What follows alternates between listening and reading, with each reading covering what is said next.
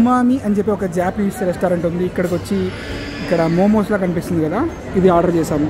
Chicken గ్యోజా అంట, ఇది order చేశాము. So 16 dirhams. సో దీన్ని ట్రై చేసి ఎలా ఉందో చెప్తాం, చూడండి.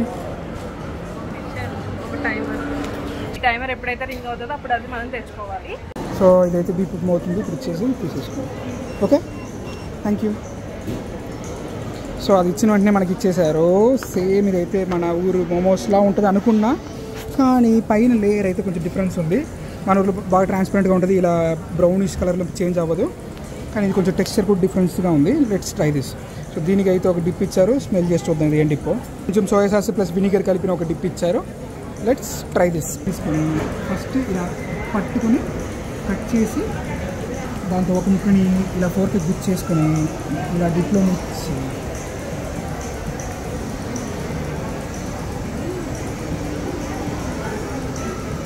బాగుంది. యాక్చువల్గా అయితే ఓన్లీ ఇది మాత్రం తిన్నారంటే మేబీ అస్సలు టేస్ట్ అయినట్టుగా అనిపించవచ్చు, కానీ దీంతో ఈ టేస్ట్ ఇది కలిసి ఈ డిప్పుతో blast in mouth, different flavours, పండగ బాగుంది.